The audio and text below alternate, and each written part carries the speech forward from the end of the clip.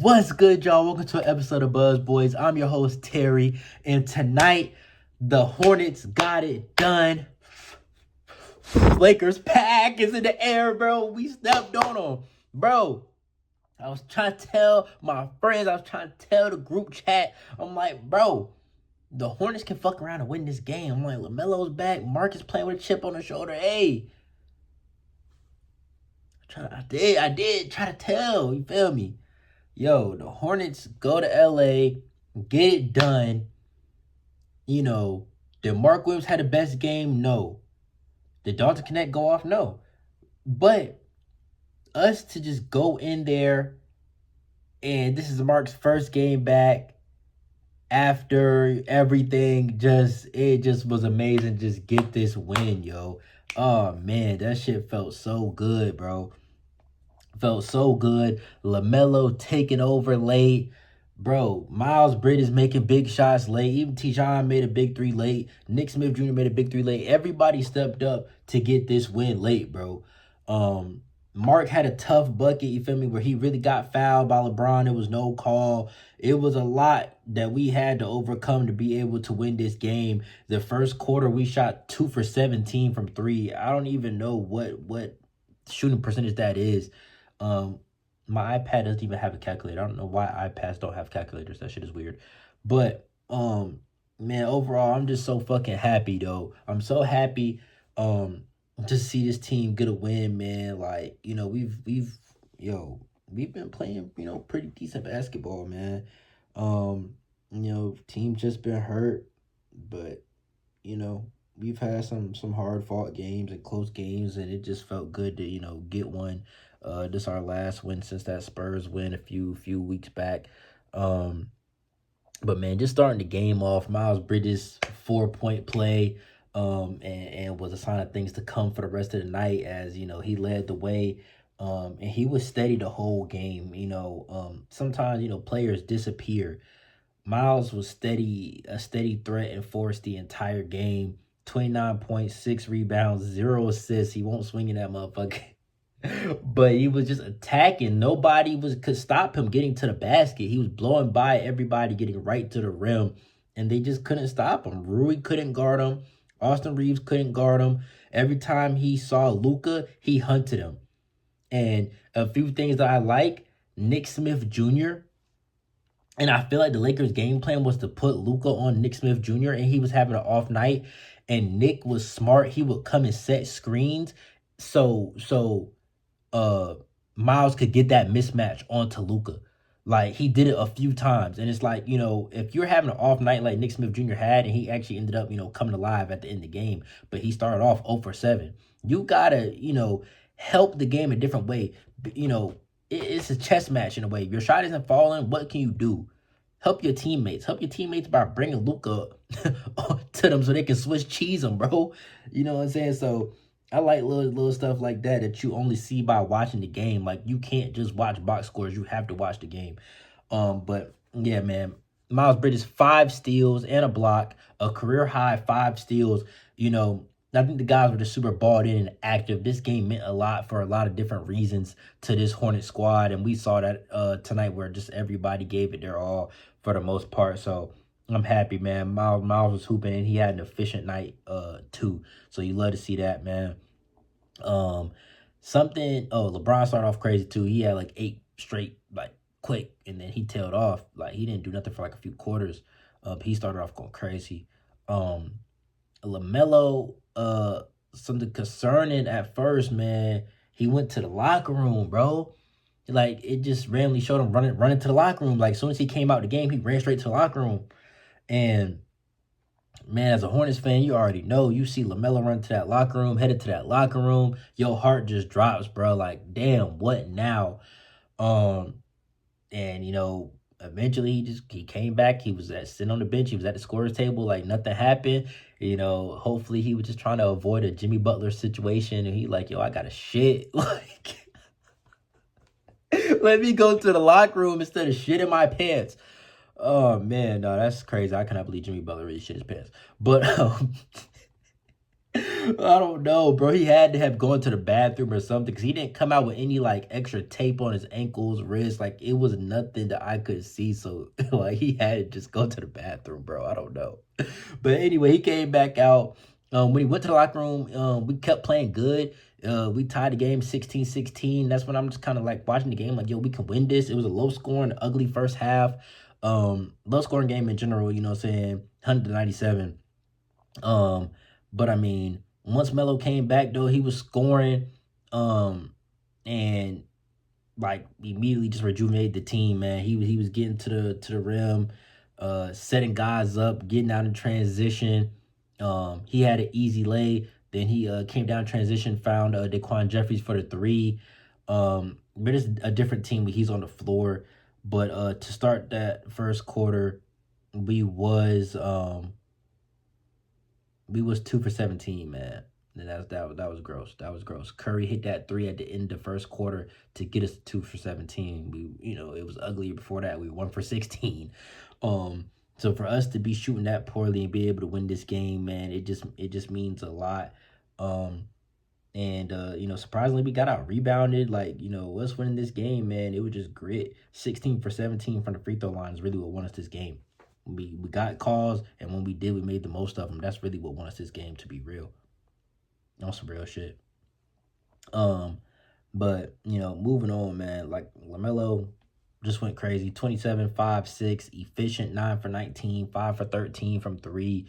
Not the best, efficiency wise from three, but I lived with the shots that he took tonight. I didn't see any really like errant shots that I just really didn't like that. I felt it disrupted the flow of the offense. Sometimes, you got to say, well, LaMelo, sometimes the shots are like, did we need that at that moment? I didn't really see too many shots that I felt that way towards tonight. So, I'm fucking with him, man. And he took us down the stretch, man. He took us there, man. I'm glad that we got the ball back. We made the most for opportunities. LeBron had 2 shots, good defense, forced him to take deep threes. He missed them both. Cool. Super happy to get a win, and just the way that it happened, just that fashion, man, with just like LaMelo kind of getting that superstar moment with the whole NBA world watching, because it's the Hornets Lakers first game after our trade debacle. On top of that, it's the first game post All-Star break, and we're the only game on.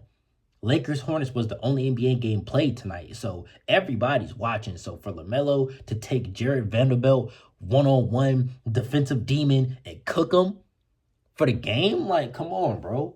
Come on, yo. Even a dish off to Mark, like, for the dunk, like, yo. I love what tonight did for this team, man. I love it. I love it. That I don't even know if this second quarter, third quarter, all my stuff so bunched up, but Daquan Jeffries, man, he did have an impact, bro. He had a few shots where, he got to his runner and did some little surprising things. Like, yo, I fuck with Daquan Jeffries. Like, he's a role player that I just fuck with. He doesn't piss me off much, bro. Like, even when he shoots poorly, percentage wise, like, he literally just knows how to play the game. Like, I swear to God, it sounds so cliche, but like, bro, he does not turn the ball over a lot. He knows where to be. He knows how to fill the lanes, be in his gap, and space the floor and just literally do what he needs to do. He doesn't try to do too much. Like, I fuck with him, bro. But Daquan Jeffries hit the runner. Miles hit the three to cut it to 2. And, this is when it's like, it was getting real. Like, hold on. Like, we could win this game. Like, it's 66 to 65. No, 63 to, I don't know. We were like really like getting close, and I'm like, yo, we can do this. But really, man, I do want to take time to shout out a few players, man. Nurkic, 0 points, 8 rebounds, 7 assists, a steal, 2 blocks. Interesting stat line for a center. But this team needs it. That 7 assists from him, man, it was something where, if you've been watching him since he's been here, he's shown, he can play make, even though it's only second game. But if you've been watching him, he showed that he can pass, has a willingness to pass. Um, and in Phoenix, he had the reputation of a ball stopper. You know, a lot of Phoenix fans were saying that. But even though I saw like, little low lights, as you can call it, not highlights, low lights, where of him holding the ball, not wanting to pass to Kevin Durant or Booker, and there's no telling what the team chemistry was. Maybe he doesn't like these guys, but it was times where I saw certain clips of him doing certain selfish things. Um, but here for us, man, he's been a totally different player, man. He was setting guys up, making the right play. He wasn't aggressive really offensively. He's trying to score. He was 0 for 3. All 3 of his shots were 3-pointers. They weren't bad shots per se. Like, he was open on most of them. He just missed them. He does shoot 31% from 3, so it's not like, I want to see him shoot a bunch of them. But 0 for 3 and you're wide open on him, I'm not too mad about it. And, not continuing to just jack him, cool. But do I think it was a few times where he should have been more dominant in the post? Yes, because it was a few times where he had a mouse in the house and he didn't try to take him. It was a few plays where you got Jared Vanderbilt switched on to you with your back to the basket. Back him down, bro. Back him down. But, it is what it is, man. But shout out to Nurkic, though. He had a good game, man, and brings us a little something than, the other 2 centers on the roster. Mark Williams, 10 points, 9 rebounds, a rebound short of a double-double. His first game, in a few weeks. Ultimately, did I expect a bigger game from him statistically? I did. I kind of thought he was kind of going to go crazy, especially, with the way his January was looking before he got traded. He was going crazy. I think that Milwaukee game, though, like, he had like 6 points or something. But before that, he was going crazy. Like, so I kind of did expect a little bit more, but it's all good. It is what it is. His impact was felt. He did get dunked on. Well, he was. I wouldn't necessarily say dunked on because he wasn't even near the rim. LeBron is just crazy, bro.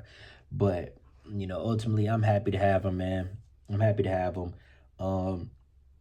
Seth Curry, 10 points, 5 rebounds. He had a lot of rebounds where he was just going up, against bigger guys. Some of them offensive rebounds, and he would pull it back out and reset. And I just love Seth Curry for this team for so many reasons. If you been watching this channel, you know that I sing the high praises of Seth Curry. I think it's an honor to have a Curry on the floor wearing a 30 for us, and it's the fact that he actually helps this team, which is why I kind of hated in the beginning of the season where he was getting so many. Somebody just added me on Twitter, said, yo, drop the dub video. I'm cooking right now, Jonah. I'm cooking right now. But Curry, man, like, I just love his impact for this team. 3 for 8 from the field, nothing too spectacular. That 2 for 5 from 3, hits, free throws. And always seems to be in the right spot at the right time. He's just a veteran that this team needs. He's a veteran that can contribute, which is important for this team. Yes, we have veterans. Taj Gibson's great locker room vet, but as far as he brings to the floor, Curry can run around and knock them threes down every night. I love him. I love what he does for this team, and I want to keep him on this team for as long as we can until he just really, starts to fade away as a player. But I'll bring him back next year on another 1-year, 2-year deal. Like, I love what Seth Curry is for this team. Nick Smith Jr., I got to give him his props, man, because to start out 0 for 7, 0 points at halftime, you pop off 2 for 4 from 3 in that third quarter and 2 for 3 in that fourth quarter. And they were all needed buckets, man. They were all needed. And, I saw a play that people were trolling Mark Williams on. He was backing down LeBron, and he couldn't back down LeBron. So he faced up, and he threw the ball out to Nick for the 3. And I saw people, trying to make fun of him. And it was Brick Center, like one of them little troll pages anyway. But, he made the right play. Pass out to Nick, he hit the shot, but they cropped that part. As soon as he passed it, they cropped the video. Like, no, he threw it to Nick and made a smart play, and that got Nick going and ultimately helped us win the game. And like I said, man, basketball is, it's all chess, man. You know what I'm saying? Making the right play, passing up a good shot for a great shot. All of that is winning basketball, man. And I love the way that we look tonight. I truly do. So shout out to Nick Smith, man, because he came alive at the right time. He can be so streaky though, man. He really can. But he keeps shooting, keeps attacking, and ultimately I like players like that because basketball is a mental game, and you got to keep that confidence in yourself, which he does. He had a shot where like literally he was opening the corner, he caught it, it hit the side of the rim, like it was a bad, terrible shot. But he made something work, man. So it is what it is. Tijan, 3 points. He had an important shot towards the end of the game. It bounced in. 6 boards, had a steal. Had a few plays where he actually ended up having to guard LeBron. He stopped him a few times. Got scored on obviously a few times. Nothing crazy to write home about. Got people calling him a bust. To me, 18-year-old kid, still developing. He's young as he can be, youngest player in the draft.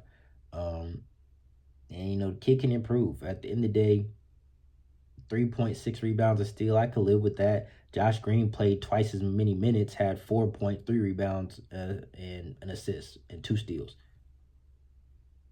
Their stat lines are not that fucking different. So it's like, hey, bro. Saying now, do I think he's going to develop into a star or anything like that? Hey, man. Who knows?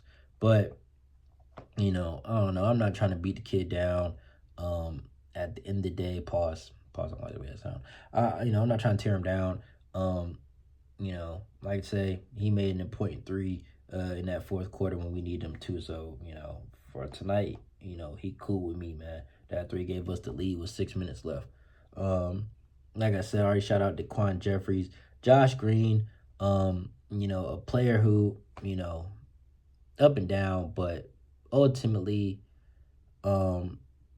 makes the right plays, scrappy defensively. My only thing with Josh is that, he shows us when LaMelo's out and all these other players are out, he can score. He just had 16 points in the last game. Then today, you could barely score 2 fucking points. He scored the first 2 points of the game, and he disappears for the next 32 minutes of the fucking game. Like, that's the shit that kills me with Josh Green. Where like, bro, you literally go 30 minutes without doing any, like, fuck. But anyways, man, Elfrid Payton, you feel me? He got a little bit of burn, you feel me? Nothing too much, but it is what it is, man. But ultimately, man, let me get back into this breakdown, like, of how this game ended up, completing. Miles hit a 3, gave us a 66-65 lead. I think it's in the third. And it was just super turned out. It was the first time we took the lead, man. Then Curry hits a 3, and, our lead is growing a little bit. Fourth quarter comes. Nick Smith Jr. hits a 3. LeBron comes down. He detonates, like, booms, crazy dunk. Tijan hits that 3, and it bounces in. And like I said, that gives us the lead with 6 minutes left. And this is the time we're trading baskets, and it's very important to hold on to this lead because, Luka can get going. Anything. And Luka, man, he's been playing like shit. He almost had a triple-double on us. But, hey. Miles hits a clutch-ass 3, ties it up, 88. And then Mark comes down, like I said, got fouled, no foul call, ties it up 90-90 from Melo feed. And it's like, where's the calls at, bro? Where's the calls? And they were booing Mark at one point too. Like, what the fuck you booing him for? Like, what did he do to y'all? What did he do to y'all? Like, he didn't fail his own fucking physical. Y'all did that. But anyway, Miles hits the lead, taking 3, 93-90. And bro, at this point, I'm yelling at my TV. Jackson Hayes comes down and gets an easy ass dunk. Gave that shit up easy. And NSJ hits his 3, 96-94.